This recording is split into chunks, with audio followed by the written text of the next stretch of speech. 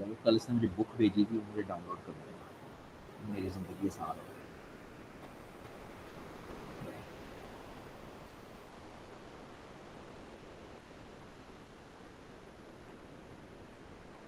अच्छा जी।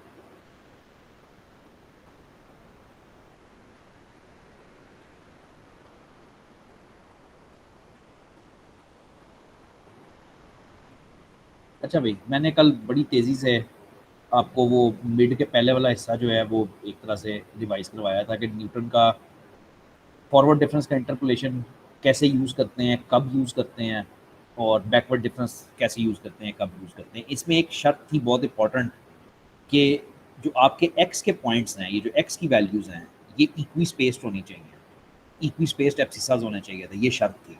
वरना तुम न्यूटन के मेथड्स यूज़ नहीं कर सकते, चाहे फॉरवर्ड हो चाहे बैकवर्ड हो। इसमें कोई भी क्वेश्चन उठाओगे ना, सब में तुम्हें इक्वल स्पेसेस नजर आएंगे, ठीक है, एक्स के पॉइंट्स में कोई जो भी उठाओगे, क्योंकि वो वरना हो ही नहीं सकता। अब अगर इक्वी स्पेस नहीं है तो फिर लेग्रांज का फॉर्मूला है। तो अगर तुम्हारे मतलब बेसिकली लेग्रांज कब यूज होता है, वो इसी वक्त यूज होता है जब इफ एब्सिसास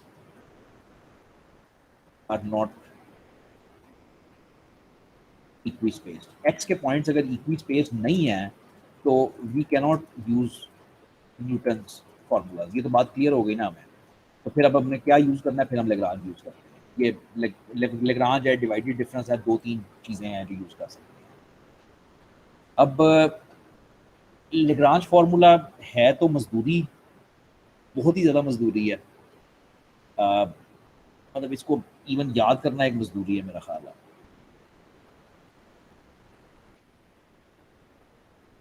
ये लेग्रांज का फार्मूला है। पहले तो इसको सिर्फ ना 1-2 मिनट देखो और मुझे बताओ कि इसको याद कर लोगे, क्योंकि ऐसे तो नहीं ना याद हो सकता। कोई तरीका तुम दिमाग में बनाओगे।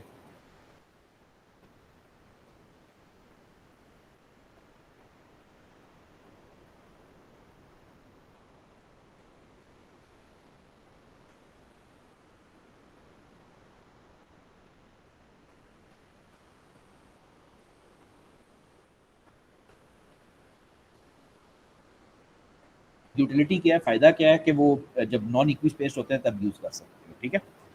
अ, यार रियली इसको देखो ज़रा, ये मुश्किल काम है। तो ज़रा इसको वो करो कि इसको कैसे करोगे, कैसे मतलब इसको रेडी कैसे करोगे। आप ठीक, ये मसला हो जाता है। तो बेसिकली तो यहाँ से शुरू करो ना कि y naught, y one, y two, y three, इस तरह से ये चलता जाएगा। वाई आई लिखा हुआ है, ठीक है। नीचे देखो, x naught minus x one, x naught minus x two, x naught minus x three, इस तरह से चलता जाएगा, ठीक है। अब जौन सा वाई है, पहली टर्म वाई नॉट है ना, तो हमेशा नीचे आएगा एक्स नॉट माइनस कुछ, एक्स नॉट माइनस कुछ, x one, x two, x three, x four. इधर वाई वन है ना, तो इधर नीचे आएगा x1, x1 माइनस कुछ, x1 माइनस कुछ, x1 माइनस कुछ। अब यहाँ पे जाहिर सी बात है कि x1 माइनस x1 जो है वो स्किप हो जाएगा। नहीं समझे? x1 माइनस एक्स नॉट, फिर अगला क्या होएगा, x1 माइनस x1 होना चाहिए था, लेकिन वो तो फिर डिनोमिनेटर में जीरो हो गया ना, वो स्किप हो जाएगा।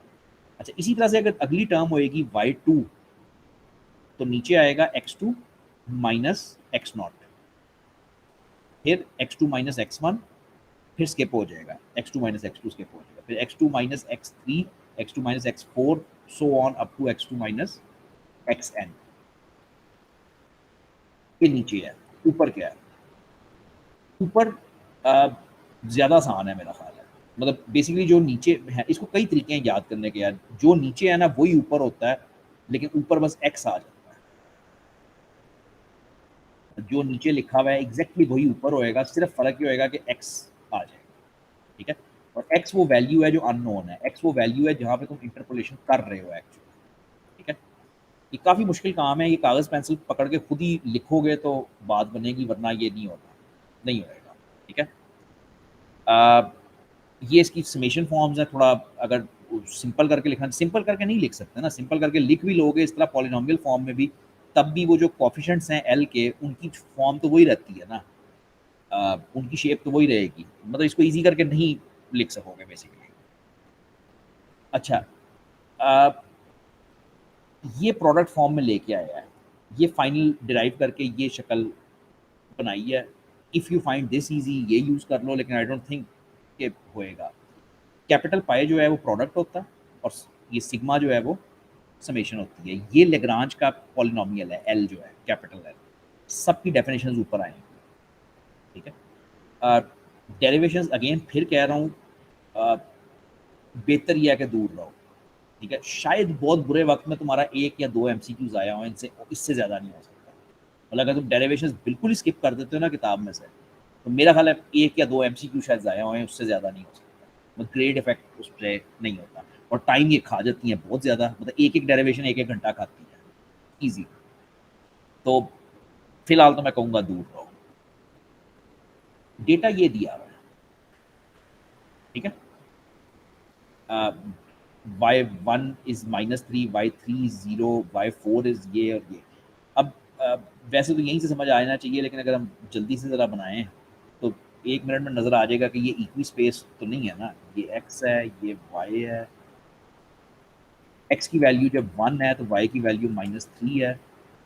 दूसरी वैल्यू क्या कह रही है, y of 3 is equal to 0। तो जब x 3 है तो इसकी वैल्यू 0 है, 4 है तो 30 है, 6 है तो 132 है।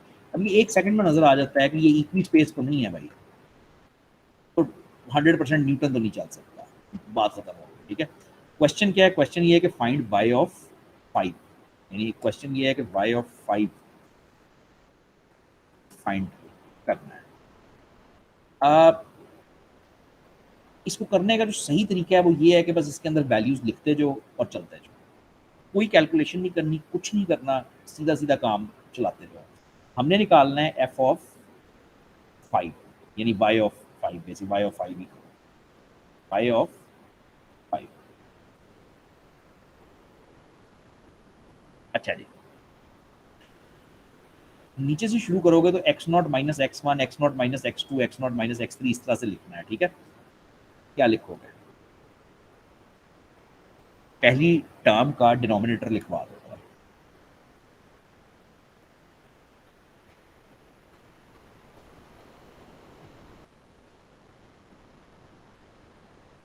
x0 minus x1, 1 minus 3।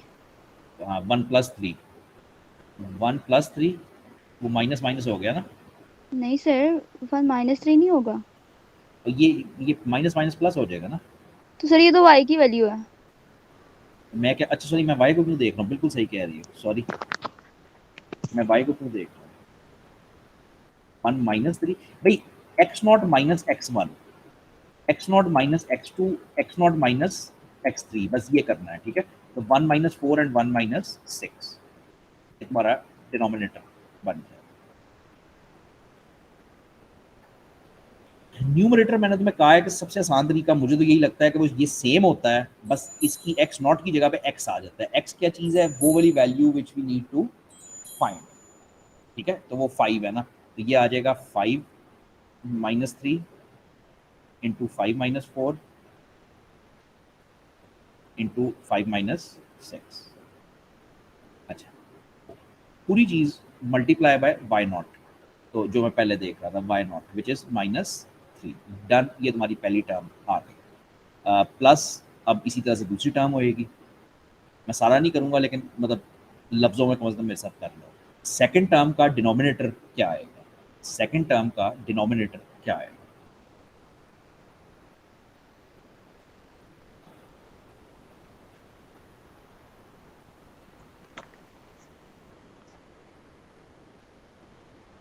Three minus 1। हाँ ये लिखा मैंने, x1 minus x naught, x1 minus x naught, जी x1 minus x2, x1 minus x3। ये दिस डजंट गेट इजियर, ये आपको हाथ से करके लिख के 2-3 दफ़ा करना पड़ेगा, फिर ये इजी हो जाता है। तो हाँ, 3 माइनस 1, फिर 3 माइनस 4, फिर 3 माइनस 6, 6। ठीक है।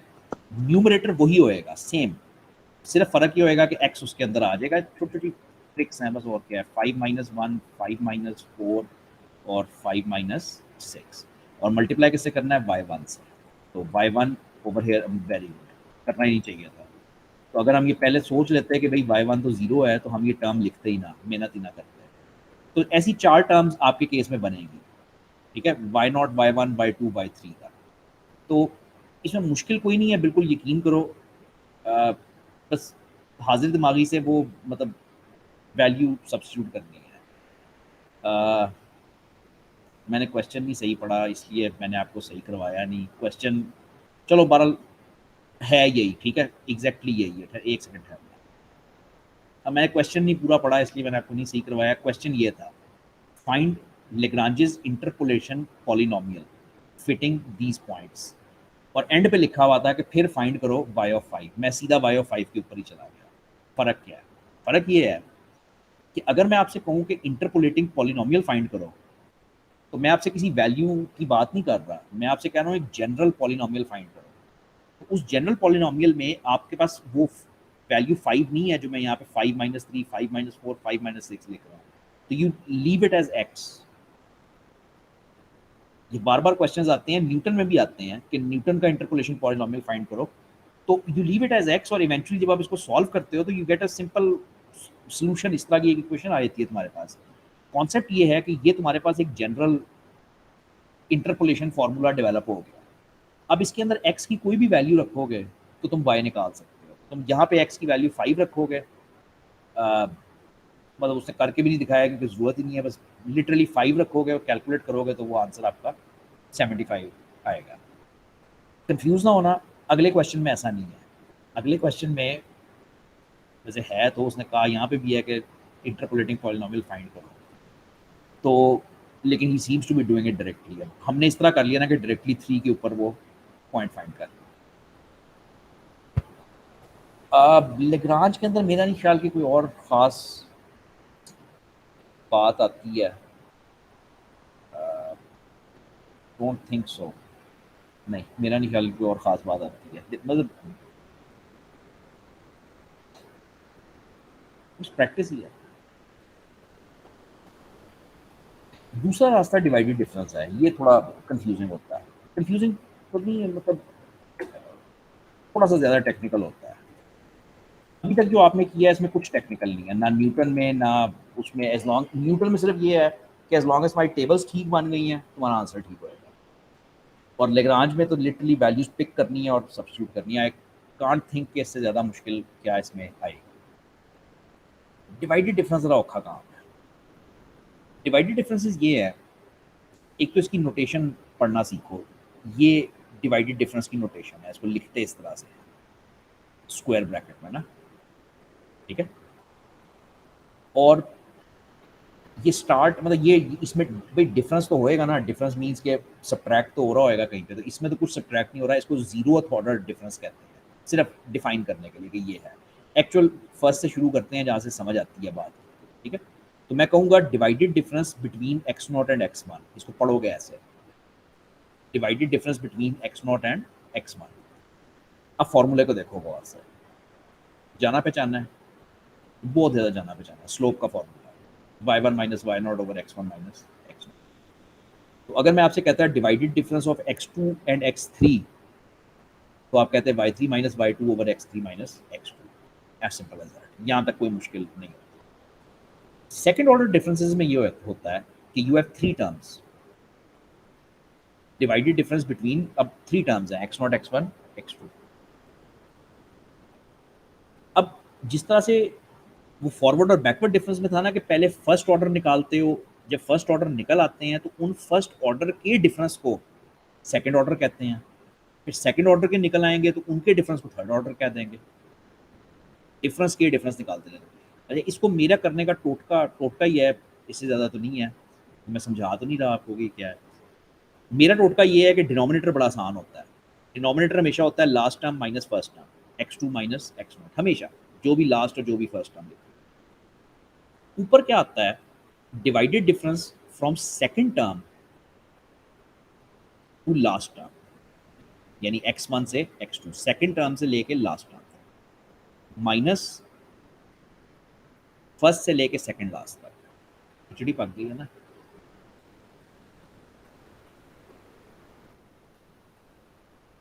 मैं तुम्हें कहता हूँ divided difference of x3 x4 x5, ठीक है।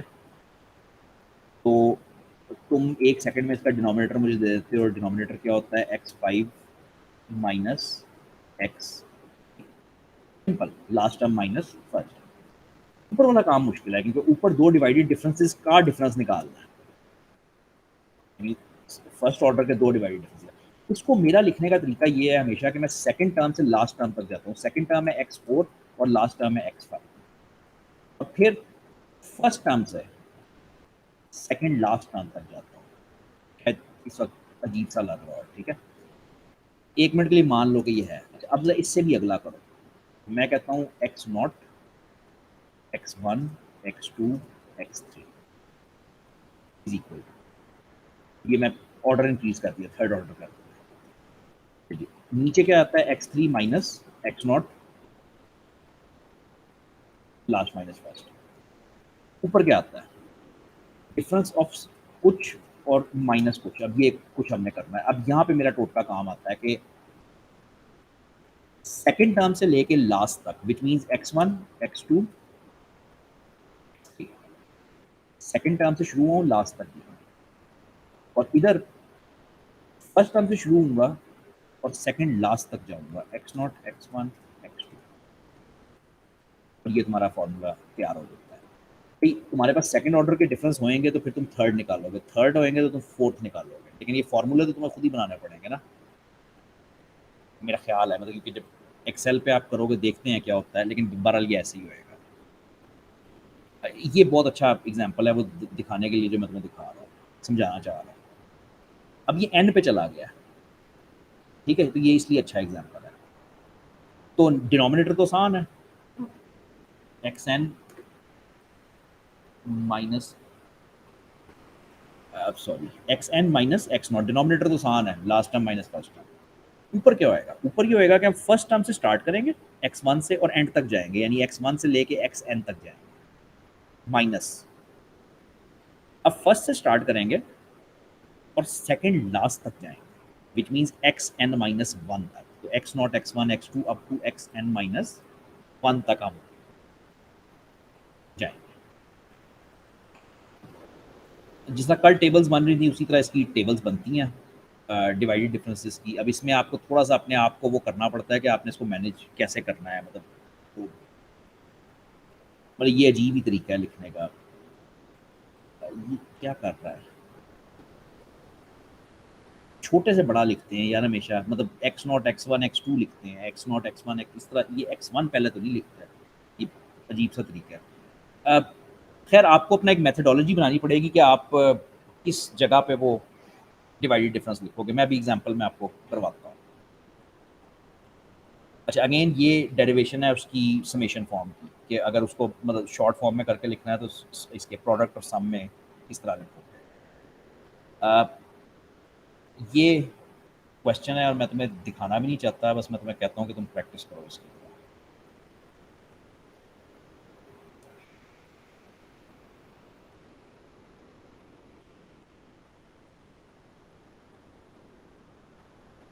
तो x है 1 2 3 4 5 6 और y है -3 0 15 48 105 और 192, और इसका डिवाइडेड डिफरेंस का टेबल हमने बनाना है। अब शुरू करने के लिए शुरू कैसे करेंगे कि हम कहेंगे कि सबसे पहला डिवाइडेड डिफरेंस कौन सा होएगा, वो होएगा y ऑफ x0 और x1। ऐसे ही है, फॉर्मूला याद है, simple, y1 minus y0 over x1 minus x0। अब फैसला ये करोगे लिखना कहाँ पे है इसको तुमने। मुझे याद नहीं आ रहा मैं इसको कैसे करता था। इसका एक बड़ा अच्छा तरीका था करने का, बहुत ही अच्छा तरीका था। मतलब ये तो हमने बात कर ली थी ना कि हम रो नंबर इधर साइड पे अपनी रेफरेंस के लिए लिख लेते हैं ताकि ज़रा ज़िंदगी आसान करे। इसका डेटा से कोई ताल्लुक नहीं, सिर्फ मैंने रो नंबर्स अपने लिए ज़रा ज़िंदगी आसान रखने के लिए। अच्छा, अब फर्स्ट ऑर्डर के डिवाइडेड डिफरेंस मैं स्टार्ट करता हूँ, मुझे याद नहीं आ रहा, शायद आ जाए, बट बात इतनी इंपॉर्टेंट नहीं है, एक टोटका है बेसिकली जिससे इजी हो जाता है। तो करना तो यही है ना कि y1 में से y0 को माइनस करना है, डिवाइड करना है x1 माइनस x0 को। अब मैं सिर्फ इस 695 में लिखूँ इधर या इधर, तो मैं इधर लिखने लगा। तो y1 minus y0 over x1 minus x0। Problem तो नहीं हुई? कोई प्रॉब्लम नहीं होनी चाहिए, ठीक है। अगेन कॉपी पेस्ट बहुत सोच समझ के करना एक्सेल में, अनलेस तुम्हें पता है कि तुम क्या कर रहे हो तो वो काम खराब हो जाएगा, ठीक है। तो फॉर एग्जांपल ये जो है ये इन दोनों का डिफरेंस होना चाहिए था डिवाइडेड बाय ये, तो इसको चेक करूंगा तो वो ठीक है। इसी तरह ये इन दोनों का और इन दोनों का होना चाहिए था, ठीक है। तो ये है। अब ये है क्या, ये टर्म कौन सी है? ये फोर्थ लाइन में आ रही है ना, N4 में आ रही है। तो मेरे लिए ये बनेगी y x3 x4। यार तुम्हें ये कॉन्फिडेंट होना चाहिए कि तुम कोई भी वैल्यू पढ़ो तो तुम्हें ठक करके पता चलना चाहिए कि वो कौन सी वैल्यू है। बस तरीका ये होना चाहिए। अब मैंने ये किया है कि मैंने जो सेकंड वैल्यू थी ना ये x1, मैंने वो 1 वाली रो पे लिखी है। तो अब मुझे ये फोर्थ रो से पता चल गया है कि वो ये वैल्यू होगी। ये क्या है, ये y4 minus y3 over x4 minus x3 है। अच्छा अब इसको चेक कर लो जरा। तो y0 y1 y2 y3 y4, तो ये y4 minus y3 over x4 minus x3। अच्छा नेक्स्ट, ये इस ऑर्डर से हम अगले ऑर्डर पे जा रहे हैं। अब अगले ऑर्डर पे जो हमारा फर्स्ट चीज निकलेगी वो क्या निकलेगी? वो निकलेगी x0 x1 and x2। Denominator आसान है, वो है x2 माइनस x0। न्यूमरेटर क्या है? न्यूमरेटर है y ऑफ x1 x2। बहुत यार घट गया। x0 x1, सॉरी माफी चाहता हूँ। तो y ऑफ x1 x2 किस जगह पे लिखा हुआ है, क्वेश्चन ये है। तो मैंने जो टोटका इस्तेमाल किया उसमें ये है कि वो सेकंड रो पे लिखा होगा जहाँ पे n2 है। तो ये बेसिकली y x1 x2 की वैल्यू मेरे पास डन हो गया। ड्रॉप हो रहे हो, आ रहे हो या चल। तो यहाँ पे आके मैं कहूँगा कि y x1 x2 ये वाली वैल्यू माइनस, अब y ऑफ x0 x1 चाहिए तो वो किस रो पे लिखा होगा? वो x1 वाली रो पे लिखा होगा। तो माइनस ये वाली figure divided by x2 minus x0, x2 minus x0। मैंने ये देखा है कि ये लोगों को एक्सेल पे फॉरवर्ड और बैकवर्ड तो समझ आ जाते हैं, ये डिवाइडेड नहीं समझ आते हैं। तो कोई मसला नहीं, अगर नहीं समझ आते कागज पे कर लो, नो इशू। वो एक्सेल पे कॉपी पेस्ट की गलतियां बहुत ज्यादा हैं जिस वजह से मैं डरता हूँ। एक और करने की कोशिश करते हैं। अगले वाला क्या होएगा? y of x1 x2 x3। बनाओ फॉर्मूला। डिनोमिनेटर आएगा x3 minus x2, sorry x1, 2 कहाँ से आ गया? x3 minus x1, last minus first हो जाता है ना। ऊपर क्या आएगा? y ऑफ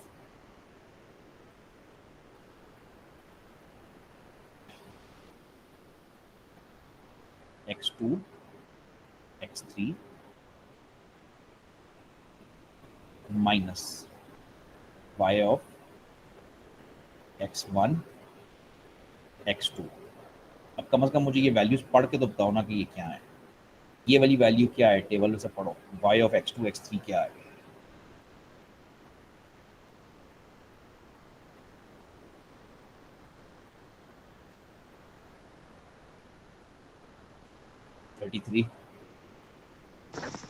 भाई y ऑफ x2 x3 कहाँ लिखी होगी? वो रो नंबर 3 पे लिखी होगी ना, जिस तरह से हम चले हैं तो वो 33 होगी। 33 minus 15 divided by x3 minus x1। x3 ये होएगा 4 और x1 ये होएगा। अब मुझे ये कॉन्फिडेंस है कि मैं कॉपी करूंगा, मुझे पता है ये सारा कुछ खुद ब खुद हो जाएगा। लेकिन हाथ से जो बंदा कर रहा है तो एक तो नंबर जो हाथ से कर रहा है उसको एक तो नंबर 1 ये बनाना लाजमी आना चाहिए, फिर वो ये वैल्यूज़ हाथ से उठाएगा, कैलकुलेट करेगा और आंसर निकालेगा, ठीक है।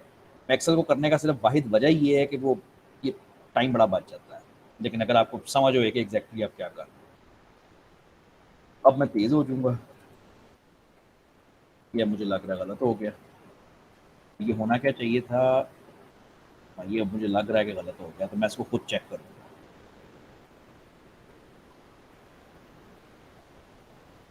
तो आए ज़रा, अब इस लेवल पे हम आ गए ना, अगले लेवल पे। तो ये मतलब फर्स्ट ऑर्डर डिफरेंस था, ये सेकंड ऑर्डर था, थर्ड ऑर्डर आ गया। थर्ड ऑर्डर पहला सबसे क्या निकलेगा, y of x0, x1, x2 and x3। हाँ जी, फॉर्मूला बनाने की हिम्मत करनी है किसी ने। y ऑफ x1 से लेके x3 तक माइनस y ऑफ x0 से लेके x2 तक। एग्जैक्टली और divided by x। Divided by आसान होता है ना, वो लास्ट माइनस फर्स्ट होता है हमेशा, तो होना ये चाहिए था। अब y ऑफ x1 से x3 तक कहाँ लिखा हुआ है, वो रो नंबर 3 पे लिखा हुआ है, वो ये वाली वैल्यू है, ठीक है। ये वाली वैल्यू इस्तेमाल होनी चाहिए, माइनस ये वाली वैल्यू होनी चाहिए, divided by x3 minus x0, ये वाली, ये चार इस्तेमाल होनी चाहिए मेरे कॉपी पेस्ट में। अब मैं कॉपी पेस्ट करता हूँ और मैं उसको चेक करता हूँ कि क्या ये ठीक है, तो हाँ है। ये कैसे हो, और ये 1 सेकंड ठहरो,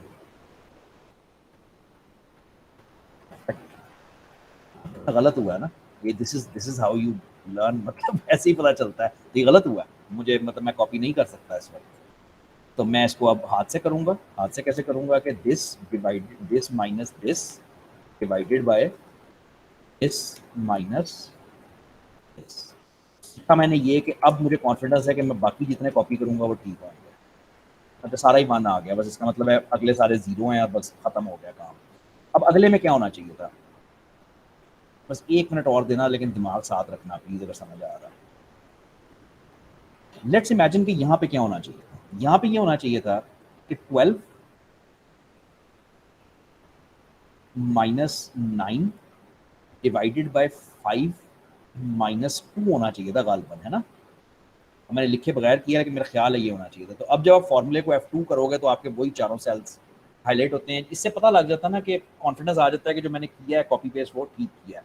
अब आगे सारे जीरोज होंगे तो इट्स फाइन, और ये काफ़ी मुश्किल काम है, you need to practise it and किताब से आंसर्स चेक करने की ज़रूरत है।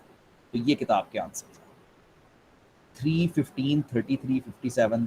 तो 3, 15, 33, 57 ये वाली रो है, फिर 6, 9, 12, 15, 6, 9, 12, 15, फिर 1, 1, 1, 1, विच मीन्स यहाँ पे ख़त्म हो गया, ठीक है।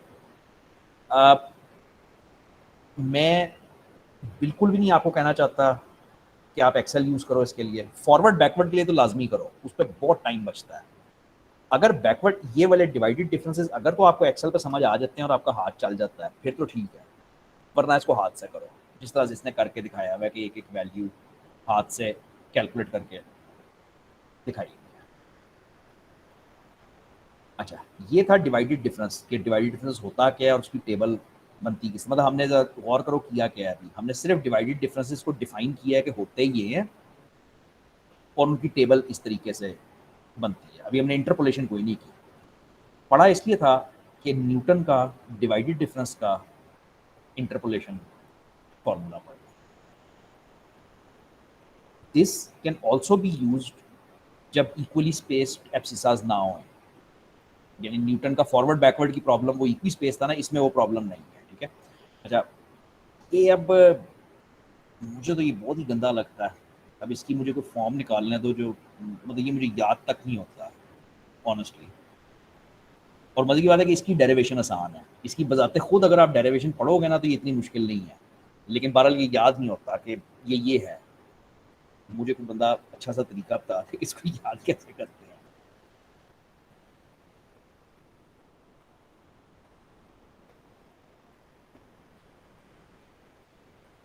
अच्छा जी, अब ये सारा हमने अब क्यों किया है, वो इसलिए किया है कि ये देखो, ये फर्स्ट ऑर्डर का डिवाइडेड डिफरेंस लगा हुआ है, ये सेकंड ऑर्डर का डिवाइडेड डिफरेंस लगा हुआ है, और फिर इसी तरह third order, fourth order, fifth order. अब ये खुद ब खुद रुक जाते हैं ना क्वेश्चंस। हमारा क्या हुआ है, हमारा फर्स्ट ऑर्डर बना है, सेकंड ऑर्डर बना है, थर्ड ऑर्डर बना है, दैट्स इट। फोर्थ ऑर्डर तो हमारा नजर आ रहा है कि जीरो ही होएगा, ठीक है ना। तो ये ऑटोमेटिकली हमारा तीन टर्म्स के ऊपर रुक जाएगा। अब अगर मैं ये फर्स्ट टर्म मांगू आपसे कि ये क्या वैल्यू है आपके पास टेबल पे, ये वाली वैल्यू क्या लिखी हुई है टेबल पे,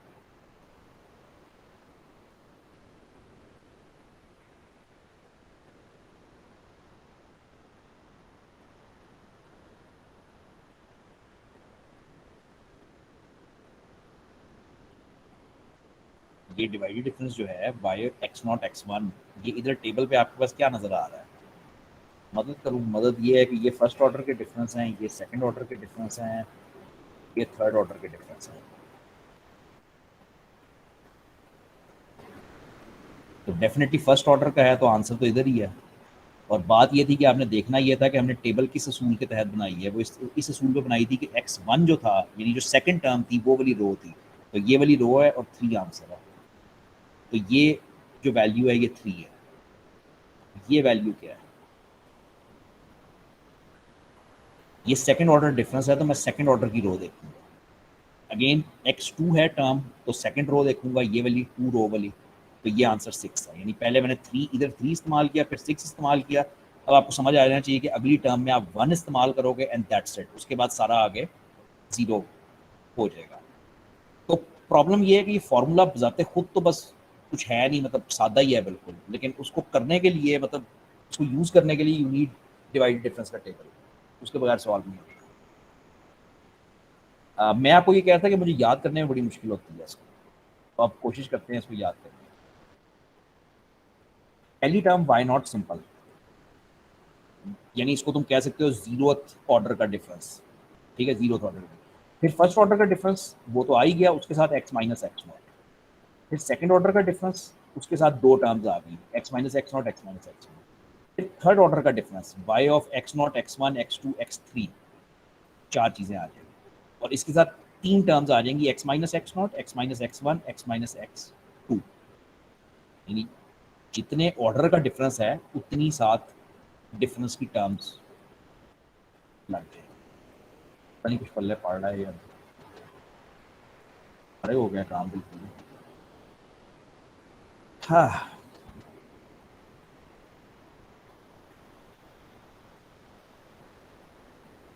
मैं तो श्योर था कि यही फॉर्मूला, तो ये क्या करने लग गया,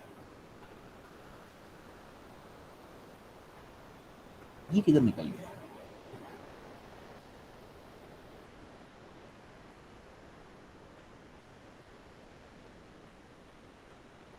वो डिवाइडेड डिफरेंसेस की तुम्हें एक डिराइव्ड फॉर्म दे रहा है, ये डिवाइडेड डिफरेंसेस की डिराइव्ड फॉर्म है। आ, अल्लाह खैर करेगा।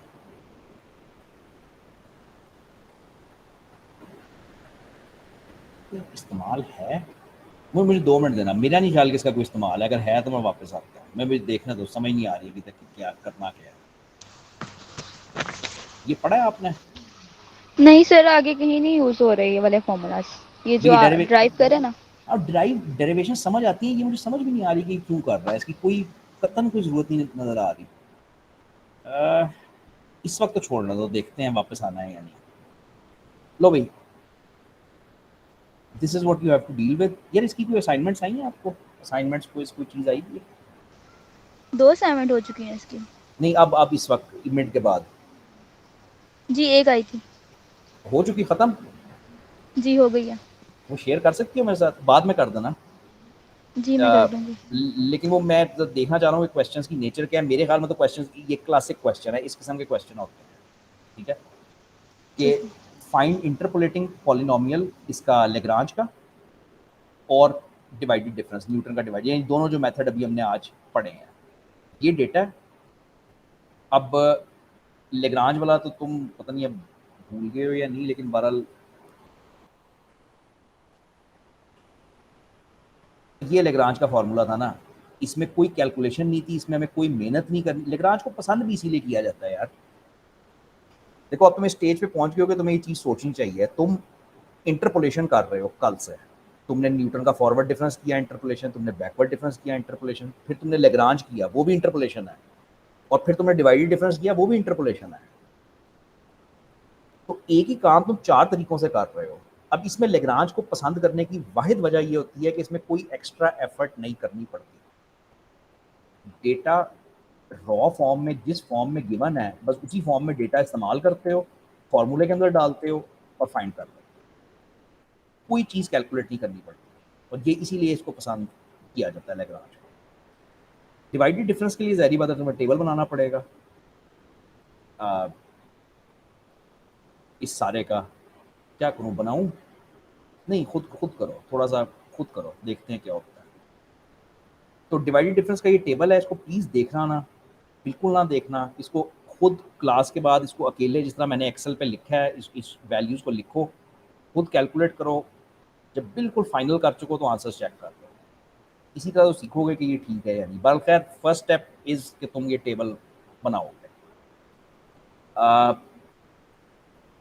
तो पहला वो लेग्रांज करता है। लेग्रांज करने के लिए तुम्हें कोई एक्स्ट्रा एफर्ट नहीं करनी थी, तुमने वही सारी वैल्यूज उठा उठा के सब्स्टिट्यूट करनी थी, और तुम्हारे पास एंड पे एक पॉलिनोमियल इस शक्ल का बन जाना था। डिवाइडेड डिफरेंस के केस में तुम्हें थोड़ी सी मेहनत करनी पड़ेगी, यानी वो जो डिवाइडेड डिफरेंस का फॉर्मूला ये वाला था, फिर तुम्हें टेबल पे जाके ये वैल्यू पढ़नी पड़ेगी, फिर ये वैल्यू पढ़नी पड़ेगी, सो ऑन। थोड़ी सी मेहनत करनी पड़ेगी, लेकिन इवेंचुअली तुम्हारे पास ये एक पॉलिनोमियल आ जाएगा। और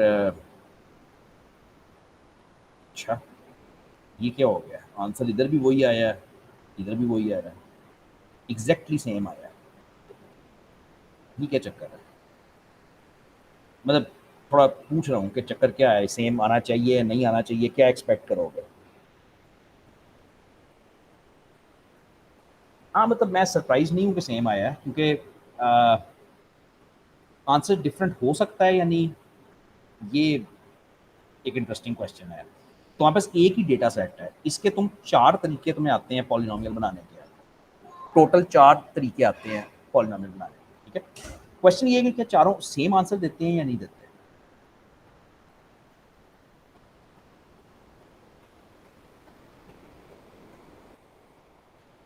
तकरीबन सेम है। अगर 100% सेम नहीं देते तो तकरीबन सेम देंगे। तकरीबन का लफ्ज़ क्यों इस्तेमाल कर रहा हूँ, वो बेसिकली इसलिए इस्तेमाल कर रहा हूँ कि अगर आप ये फ्रैक्शंस लिखी हुई है ना, तो अगर आप फ्रैक्शंस नहीं करते, जैसे एक्सेल में तो फ्रैक्शंस नहीं होएंगी, वो पॉइंट्स में होएगा, तो थोड़ा सा डिफरेंस वहाँ से पैदा होएगा। वैसे जनरली वो आंसर तकरीबन सेम होएगा।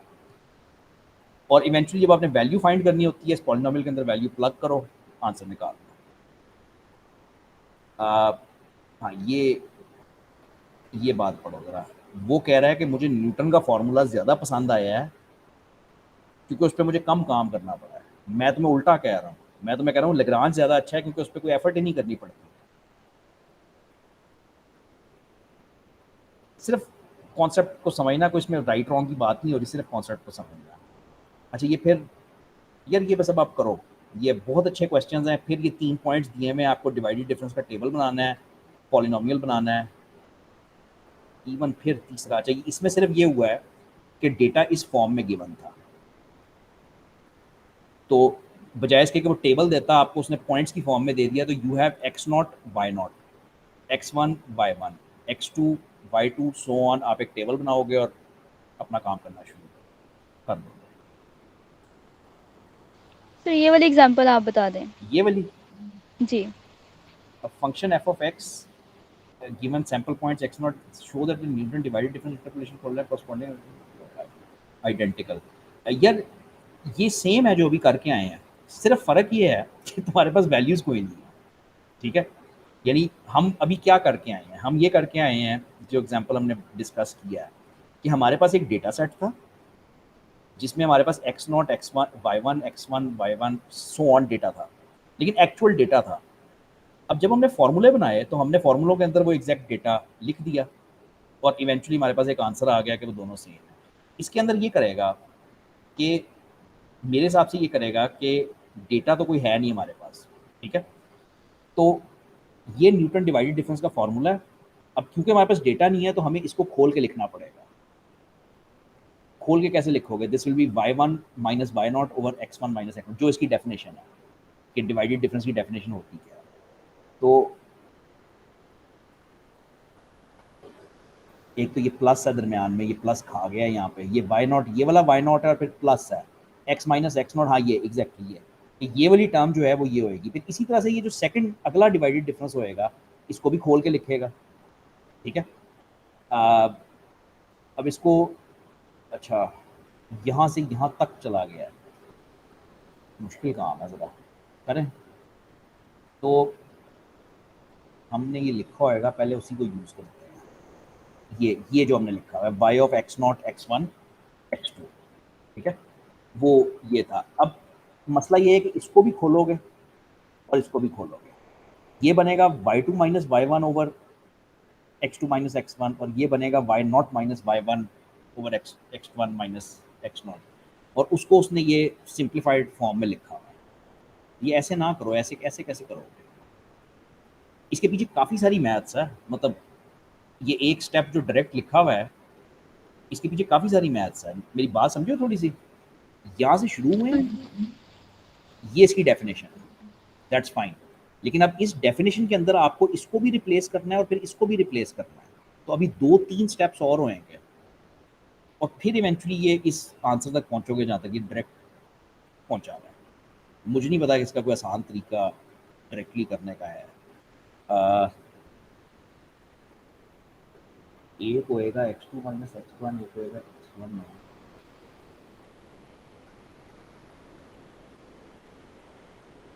y2 minus y1 minus y, करना ही पड़ेगा ये, मतलब ऐसे नहीं वो होएगा। लेकिन ये 3 स्टेप्स हैं इसके दरमियान में, यहाँ से लेके यहाँ तक आने में 3 स्टेप्स हैं। अच्छा, अब इसके बाद 3 टर्म्स तुम्हारे पास बन जानी चाहिए, y0 y1 y2, ये तुम्हारे पास 3 टर्म्स बनाने की कोशिश कर रहे हैं। लेकिन फिर कॉमन है यार, ये तो नामुमकिन बात है इसको बगैर लिखे हुए करना। मुझे ये लिख के करो, ट्राई किया? जी सर मैंने ट्राई किया था लेकिन मुझसे नहीं ये हुआ था ये सॉल्व। ये वाली शक्ल नहीं बनती है, ये वाली शक्ल नहीं बनती। ये जो फर्स्ट, सेकंड पे है ये वाला नहीं बना था। ये फर्स्ट वाली बन गई थी। जी ये हो गई थी। अच्छा चलो सेकंड को देखते हैं। आ, अच्छा सेकंड तो आसान होना चाहिए, सेकंड तो आसान होना चाहिए। सेकंड में मेरे हिसाब से ये होएगा कि आप y0 कॉमन लोगे बस, तो जब आप इधर से y0 कॉमन लोगे तो आपके पास ये 1 आ जाएगा, ठीक है। फिर जब, अब सर दिमाग में करना, मैं समझाने की कोशिश करता हूँ। ये जो ये वाला डिनोमिनेटर है ना, इसको इधर ले जाओ, इसको 1 मिनट के लिए इधर ले जाओ, ठीक है। तो तुम्हारे पास बचा क्या, y1 माइनस y0। तो ये पूरी रकम जो है ये एक दफ़ा y1 के साथ मल्टीप्लाई होएगी और एक दफ़ा y0 के साथ। जो y0 के साथ हो रही है उसको कॉमन ले लो, तो तुम्हारे पास ऊपर आएगा x माइनस x0 और नीचे आएगा x1 माइनस x0। ये एक टर्म बनेगी, x है x माइनस x0 और x1 माइनस x0। बन तो गई है लेकिन साइन क्यों उल्टा किया हुआ है? ये माइनस भी कॉमन लिया हुआ है उसने। कुछ समझ आई है क्या कहा है?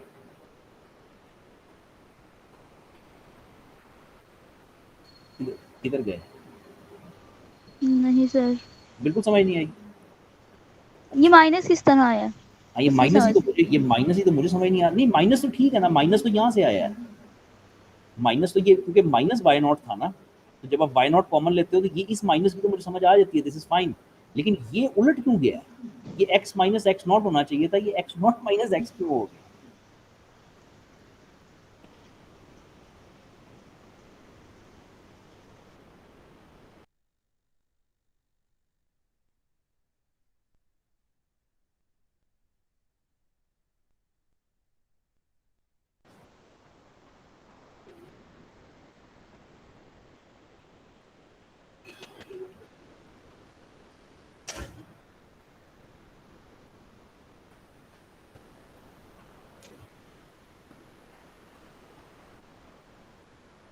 हेलो हेलो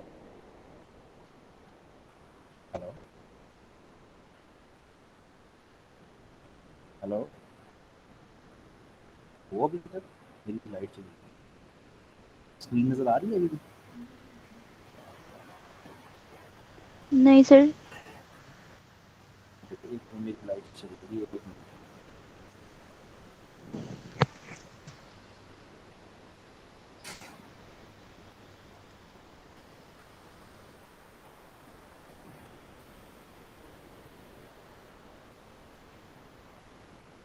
कोशिश करते हैं, मेरा ख्याल है चल जाएगा काम। अगर ड्रॉप हो गया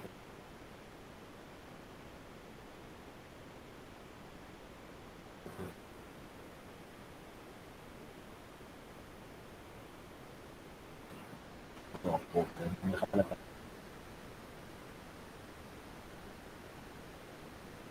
काम चालू हो गया। अच्छा, अब स्क्रीन आ जानी चाहिए।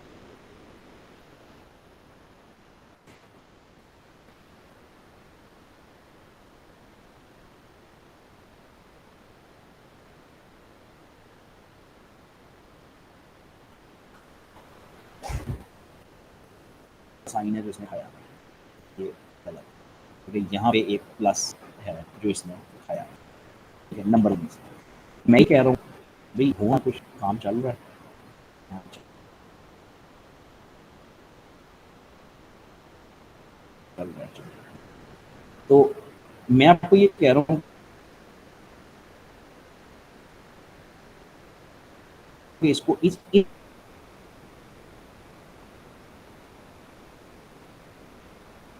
टर्म को जरा खोलो, जरा कैसे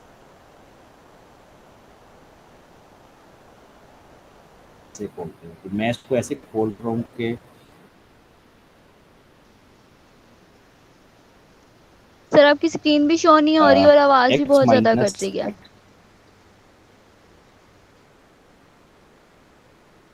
x not over x1 minus x naught whole multiplied by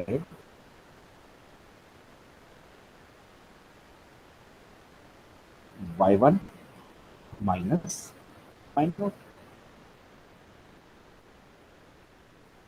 अब इस पूरी टर्म में से मैं एक y नॉट कॉमन निकालने की कोशिश करूंगा। ये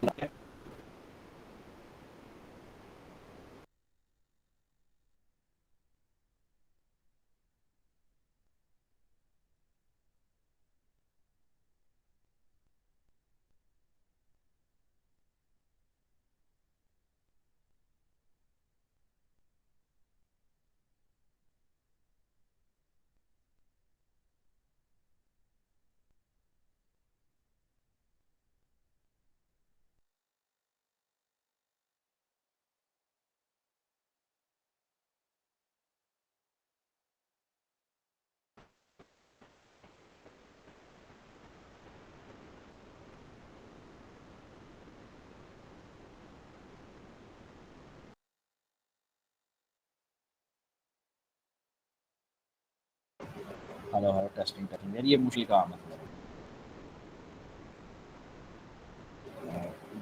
चलो क्लोज करें। नहीं नहीं करता, सॉरी, बस क्लोज करें यहाँ पे, फिर बाकी अगले हफ्ते से।